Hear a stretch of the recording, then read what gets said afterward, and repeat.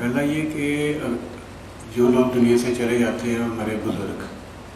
ان کو ثواب پہنچانے کے لیے اگر ہم کسی کو بلاتے ہیں، بچوں کو یا کسی حافظ قرآن کو کہ قرآن پڑھے، تو کیا وہ ثواب انہیں ملتا ہے؟ دوسرا سوال یہ ہے کہ مرنے کے بعد انسان کی زندگی، کیا جو نیک لوگ ہیں وہ قبروں کے اندر ہی ہیں، اور کیا ان کا کوئی عمل دخل دنیا میں رہ جاتا ہے، یا کیا وہ ہمارے لیے کوئی دعا کر سکتے ہیں یا نہیں؟ پلیز ذرا تفصیل سے اس معاملے میں روشنی فرمائیے۔ اس میں تو کیٹیگوریکل میرا جواب ہے کہ قطعاً نہیں، بلکہ یہ بدعت ہے، یعنی یہ بجائے آپ کو کوئی ثواب دلانے کے الٹا جو ہے آپ پر گرفت ہو جائے گی، ایسی کوئی چیز صحابہ سے ثابت نہیں ہے۔ اور ہمارا دین وہی ہے، ما انا علیہ واصحابی، رسول نے فرمایا جس چیز پر میرا عمل ہے اور میرے صحابہ کا ہے، دین تو اصل میں وہی ہے۔ جہاں تک ایصال ثواب کا تعلق ہے، اس میں ہمارے ہاں ذرا کافی مختلف آراء موجود ہیں۔ مجھے اس رائے سے اتفاق ہے کہ مالی اگر کوئی عبادت ہے، اس کا ثواب آپ اپنے کسی فوت شدہ بزرگ کو منتقل کر سکتے ہیں۔ مطلب آپ نے کسی بیوہ کی کوئی مدد کی ہے، کسی یتیم کی کوئی مدد کی ہے، کسی دینی کام میں پیسہ لگایا ہے، کوئی صدقہ جاریہ شروع کیا ہے خدمت خلق کے لیے وغیرہ وغیرہ، تو اس کی تو جو ہے اس کے ثواب کو منتقل کیا جا سکتا ہے کہ اللہ اس کا ثواب میرے والد یا میری والدہ کے منہ کو پہنچا دے۔ جسمانی نہیں،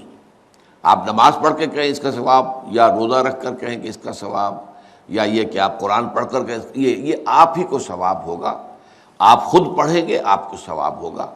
البتہ ایسے تمام افعال کے بعد جب آپ اللہ سے دعا کریں گے، یہ نہیں کہیں گے کہ میرے اس فعل کا ثواب منتقل کر دے، اے اللہ میرے والدین کی مغفرت فرما، تو یہ کوئی نیک کام کرنے کے بعد جو ہے اس دعا کی تاثیر جو ہے وہ بڑھ جاتی ہے۔ بس اس پہلو میں انڈائریکٹلی اس کا ایک تعلق بن جائے گا، ورنہ یہ کہ وہ اس طریقے سے بچوں کو بلانا اور پڑھانا اور یہ جو ہے سوئم میں کرنا اور قرآن خوانی کی محفلیں، یہ سب بدعات ہیں، اور یہ در حقیقت دین میں اضافے ہیں، اور ان کی کوئی حقیقت نہیں ہے۔ دیکھیے، انسانی زندگی کے یہ 3 دور ہیں: حیات دنیاوی، جو ہماری پیدائش سے شروع ہو کر اور ہماری موت پر ختم ہو جائے، پھر حیات برزخی، موت سے لے کر قیامت کے دن تک، اور پھر حیات اخروی ہے، قیامت میں ریزریکشن کے بعد سے وہ زندگی جو ہے جو جنت یا دوزخ کی ہے۔ اس میں ان دونوں زندگیوں کے بارے میں تفصیل سے کوئی بات کرنا بالکل غلط ہے، اور اس سے فتنے پیدا ہوتے ہیں۔ ظاہر بات ہے کہ قبر، جسم تو قبر میں رہتا ہے، اس میں تو کوئی شک ہی نہیں ہے، روح کہاں جاتی ہے؟ کیا وہ بھی قبر ہی میں رہتی ہے یا کہیں اور چلی جاتی ہے؟ قرآن مجید میں سجین اور اعلیٰ علیین کا ذکر موجود ہے، لیکن یہ تمام چیزیں متشابہات میں سے ہیں۔ یہ تمام چیزیں قرآن مجید میں سورہ آل عمران کے شروع میں بیان کیا گیا ہے کہ ہم نے یہ کتاب اتاری ہے، اس میں کچھ آیات محکمات ہیں، کچھ متشابہات ہیں۔ وہ متشابہات کا ایگزیکٹ مفہوم جاننا اس وقت ہمارے لیے ممکن نہیں ہے۔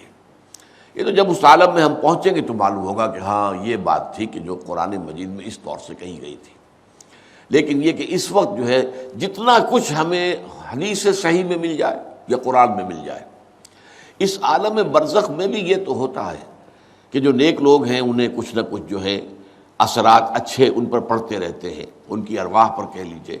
اور کچھ جو برے ہیں ان کے اوپر جو آخری انجام ہونا ہے اس کی کچھ ریفلیکشن ہوتی رہتی ہے، جس کو حدیث میں کہا گیا ہے کہ ہر قبر جو ہے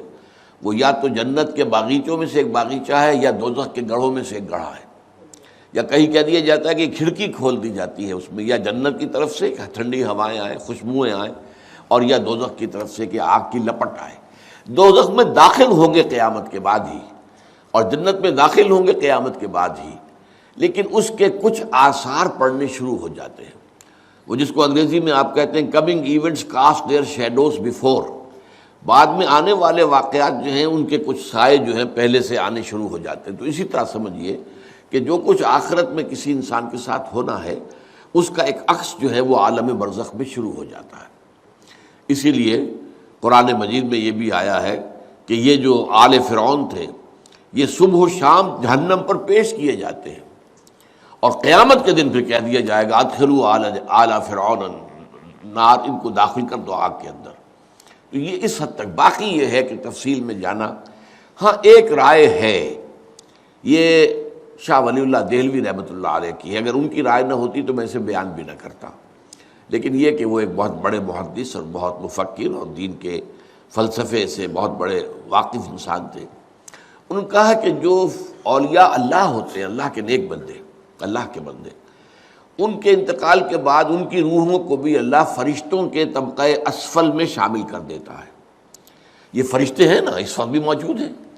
ابھی شاید اگلے ہی جمعے میں وہ حدیث جو ہے اس کا بیان آئے گا کہ جب بھی کسی گھر میں، اللہ کے گھر میں کچھ لوگ اس لیے جمع ہوں کہ اللہ کی کتاب پڑھیں اور سمجھیں اور سمجھائیں،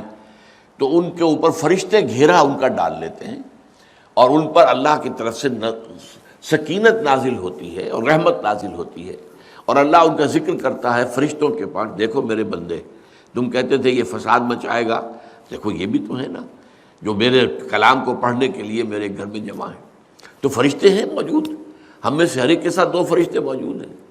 تو یہ فرشتہ اسفل ہے، سب سے نیچے، جو دنیا کے کاروبار کو چلانے میں اللہ تعالیٰ کے سول سرونٹس ہیں،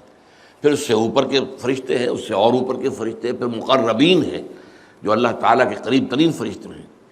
لیکن یہ کہ ملائکہ کے طبقہ اسفل میں شامل کر لیتے ہیں تاکہ جو کام اللہ تعالیٰ ملائکہ سے لیتا ہے وہ ان سے بھی لینے شروع کر دیتا ہے۔ لیکن ہمیں یہ اجازت نہیں ہے کہ ہم فرشتوں کو پکار کر کہیں کہ اے فرشتے، اے جبریل، اے میکائیل، یا فلاں، اے منکر، جو یا میرے جو ہے کرامن کاتبین، میرا یہ کام کر دو۔ نہیں، یہ شرک ہو جائے گا۔ اسی طرح ہو سکتا ہے کہ انبیاء کی ارواح جو ہے وہ بھی اللہ تعالیٰ نے شامل کی ہوئی اس لشکر کے اندر، وہ کام کر رہے ہوں